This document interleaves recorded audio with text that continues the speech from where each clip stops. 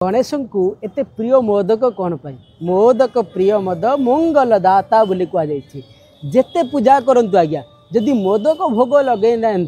ताल से गणेश पूजा अधा रही जाई था आज्ञा यार रहस्य कौन आउ कथा अच्छी यदि जो मोदकेन सहस्र जजति स वांछित फलपाप्नोति अथर्व शीर्ष लिखा जाइए मोदक आपण चढ़ाती ताले आपणकर वांछित थिबा फल ताहा मध्य प्राप्ति हो ये मोदक एते प्रिय कहीं कथा अच्छी जो थरे परशुराम सहित युद्ध चली था युद्ध चलवा समय दुई प्रकार कथा अच्छी परशुराम सहित युद्ध चली समय आउ कि खावाई भल लगे से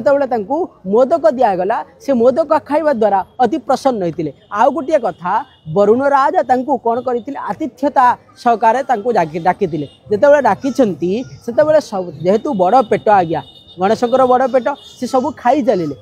खाई चलिए कौन किपरि भाव में शांति करा वरुण राजा चिंता करें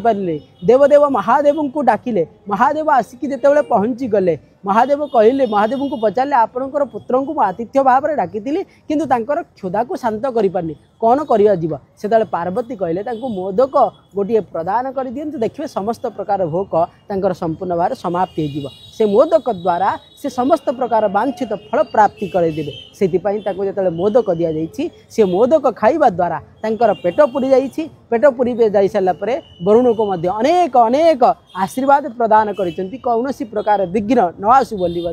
आशीर्वाद देते से आमर विघ्न आसूची अनेक कार्य मोदक निश्चित भाव में भोग लगातु गणेश को ये जो गणेश चतुर्थी ठारू जेते दिन पर्यंत गणेशंकर पूजा आपण करते बड़े